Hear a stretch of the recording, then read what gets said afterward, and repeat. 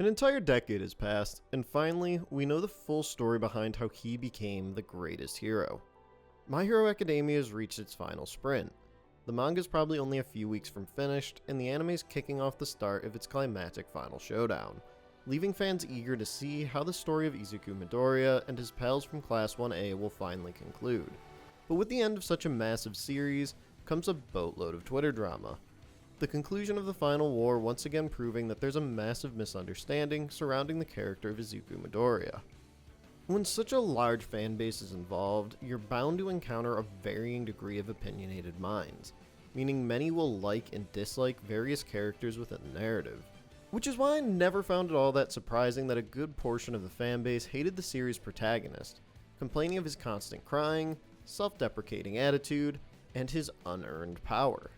And I do understand a good deal of it, but there is one particular group that have truly proven that they've been reading the manga with one eye closed these past 10 years.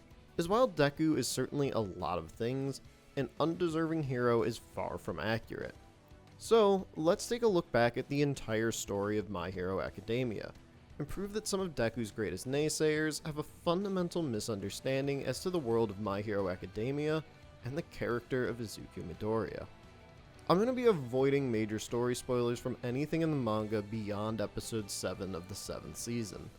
So long as you're caught up with the current episode, this will be spoiler free.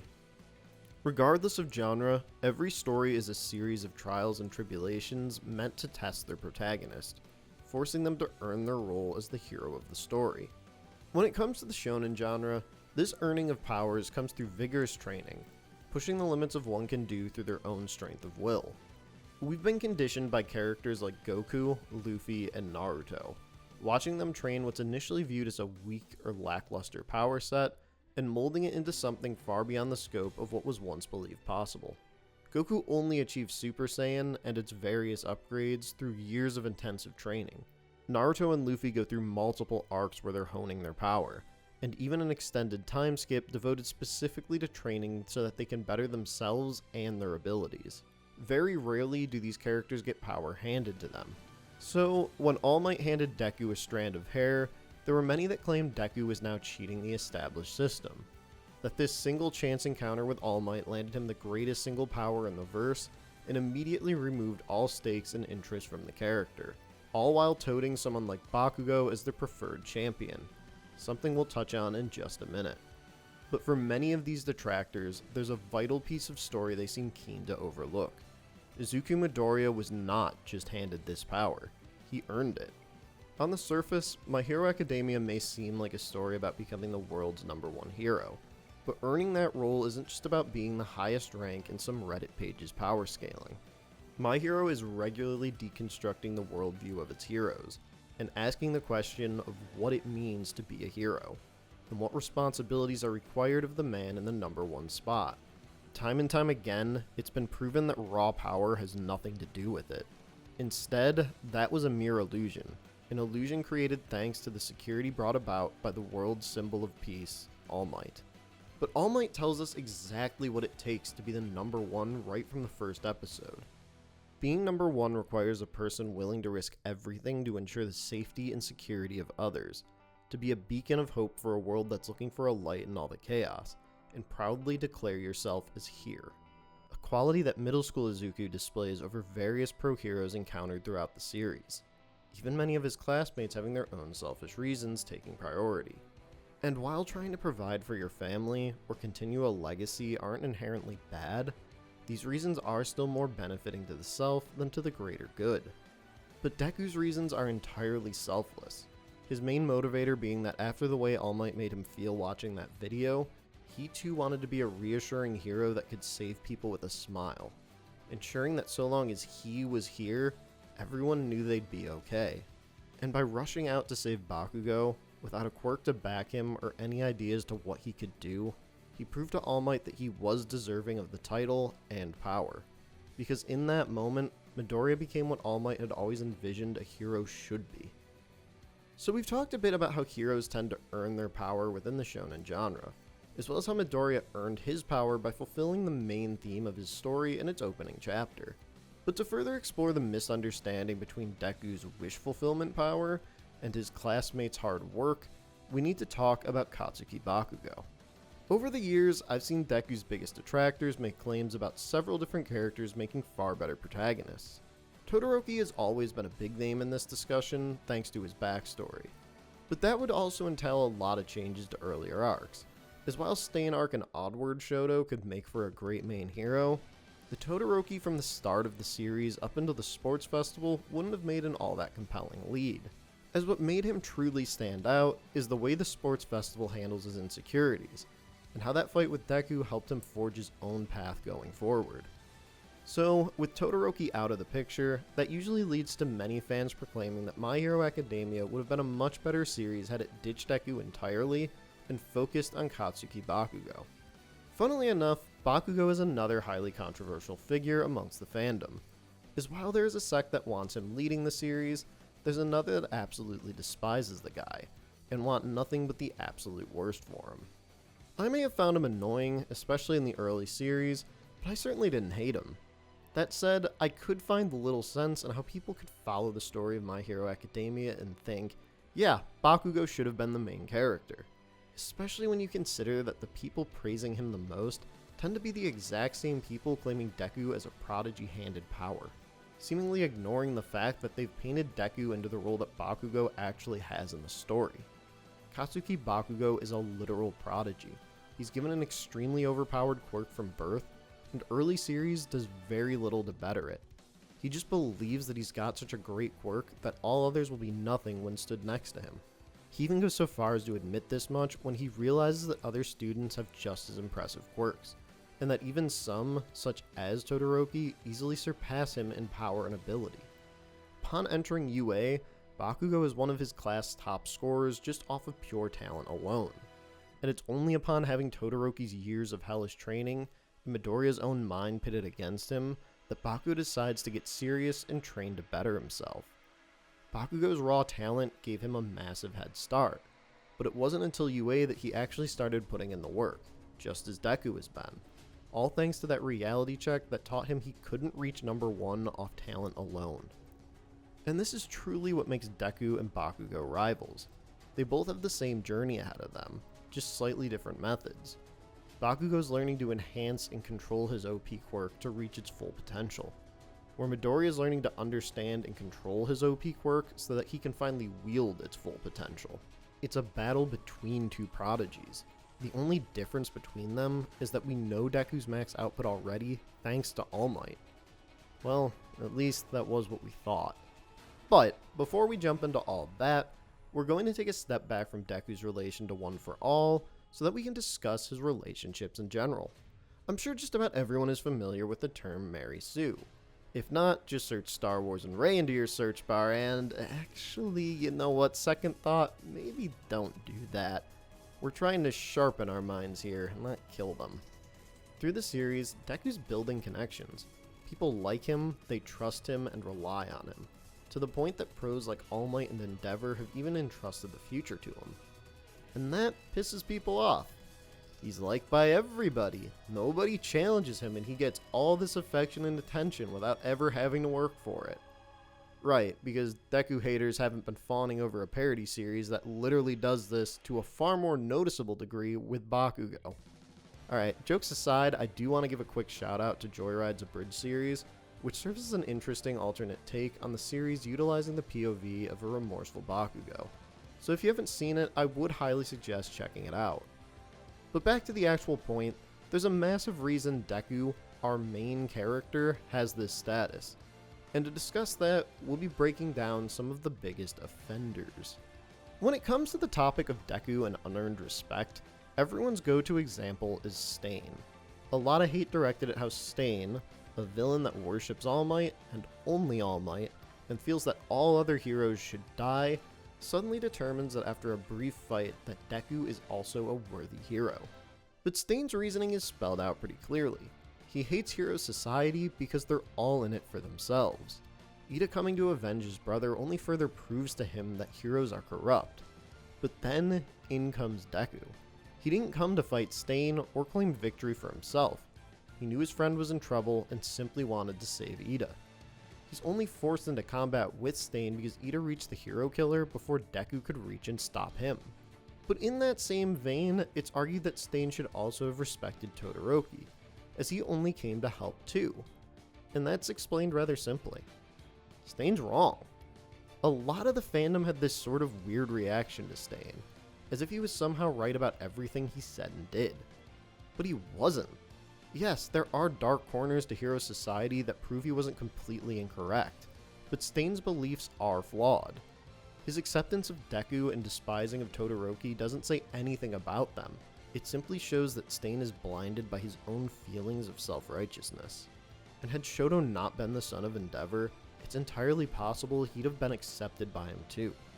And recent events have only further proved Stain wrong.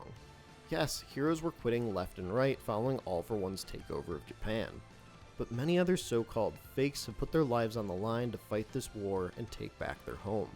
Stain may have successfully called out the dark side of Hero Society, but ultimately, My Hero Academia has proven that Stain's beliefs surrounding heroes were wrong.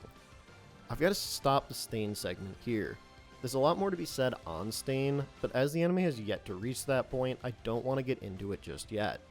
However, maybe when Season 8 wraps sometime next year, we can revisit the world of My Hero Academia and dig deeper into the ideals Stain champions, and how it affected the grander story. Jumping off Stain, there is a related character who I never understand getting brought to this conversation, but it's happened a lot, so we're going to talk about it. I think a lot of fans sort of forget Spinner's original purpose with the League. He was merely a Stain fanboy, completely idolizing him. Spinner didn't protect Deku because he likes him, he simply did it because that's exactly what Stain did an arc prior. He's got zero care for him beyond that, so the beef people have with this snapshot interaction is beyond pointless. A lot of the hate for Deku seemed to die down in Season 4, at least from the circles that I was in. But there were still some people a little cross with how quickly he and Mirio hit things off. I do think a lot of this comes from this particular moment. As in-universe, it feels kind of convenient that Mirio would decide to come visit Deku to meet the 1A troublemaker. Though, considering the type of person Mirio is, it's not so far-fetched. But really, this just feels more akin to the classic trope of having the protagonist meet a quirky character, only to learn shortly after that they're one of the strongest characters in the verse. So I'd put this interaction more on the trope than anything else. And as for why Deku of all the students Mirio could take to meet Night Eye, the answer's quite simple.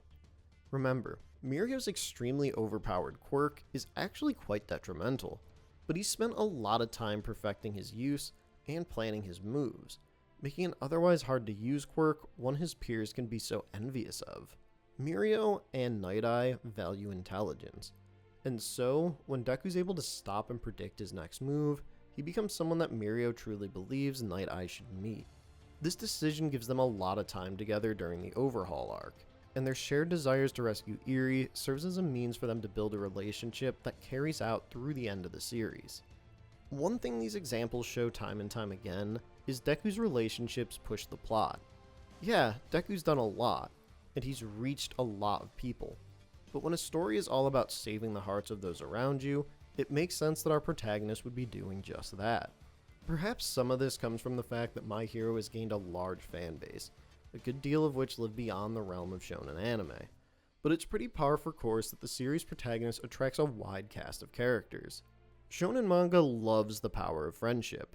Goku, Luffy, Naruto, Natsu, and so many more are often called out by their supporting castmates for being so great at connecting with people. Deku's ability to connect and form long-lasting bonds isn't some terrible Gary Stuism. It's simply the role of the shonen protagonist to inspire their supporting cast.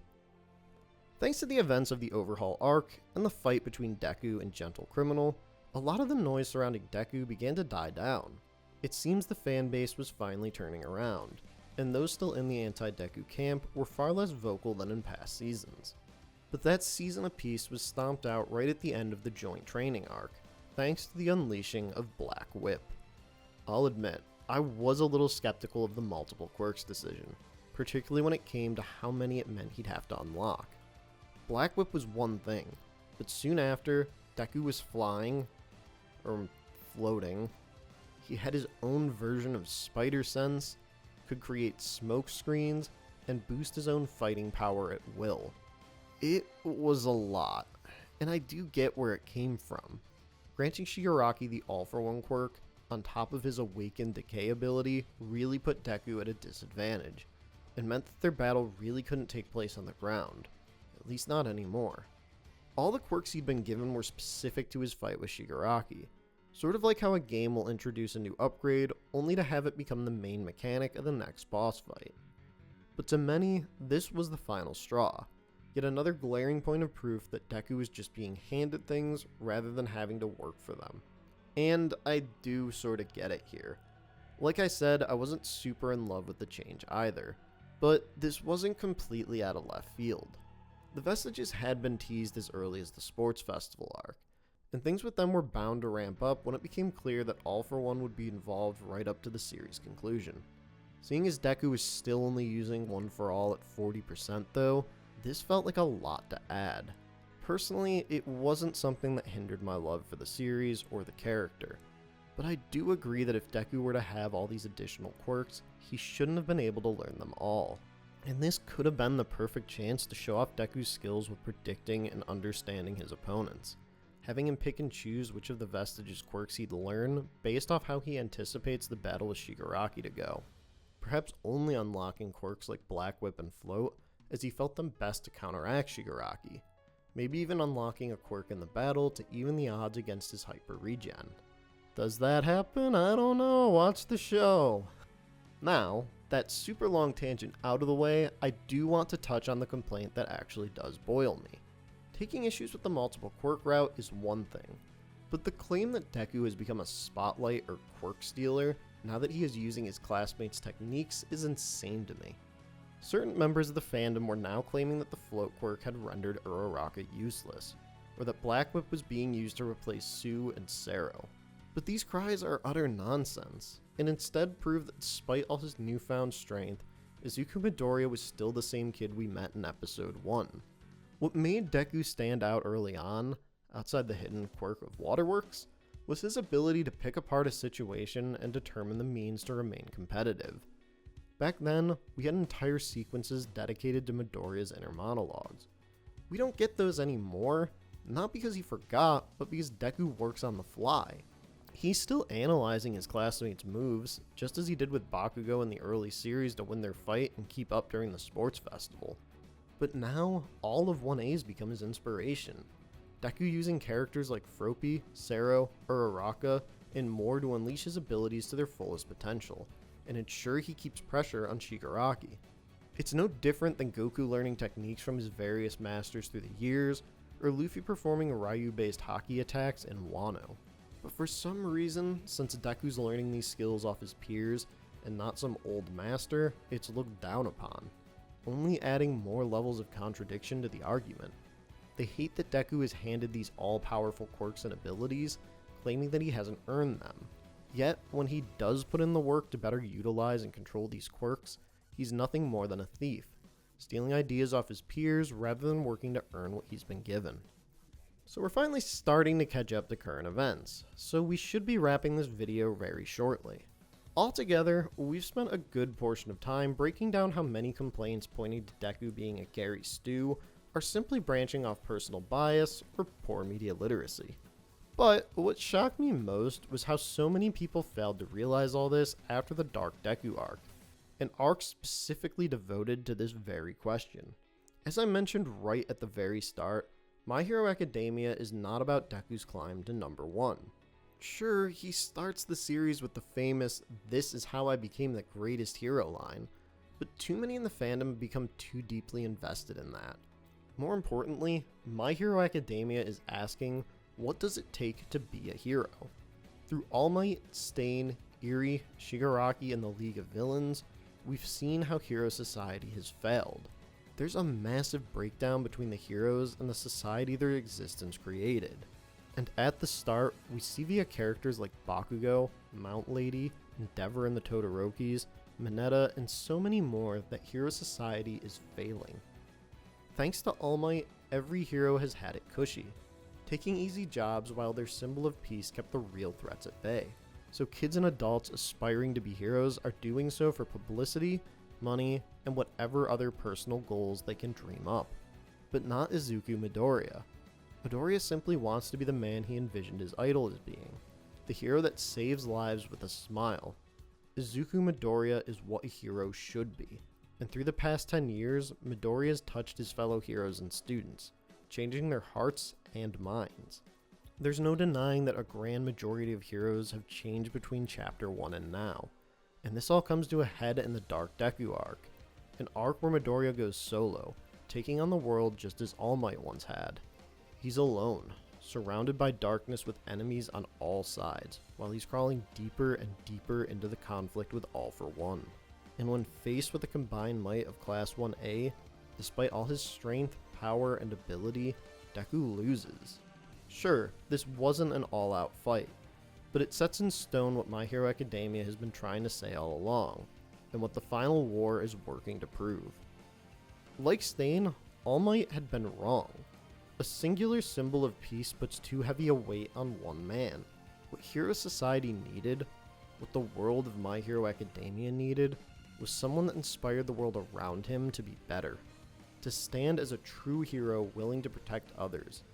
Ironically, it's All for One that helped save Hero Society, as he gave the heroes the crisis they needed to get their acts together, while Deku gave them someone to follow, inspiring heroes and the public. All Might hid his weakness, and it came back to bite him, as despite his best efforts, he was alone, and couldn't fully bring down All for One. But Deku can, because he's got an army of heroes at his back, everyone willing to fight and put an end to the threat that All for One and Shigaraki pose. It's just as Deku corrected following Uraraka's speech at the end of Season 6. This is no longer the story of how he became the greatest hero, it's how they all became great heroes.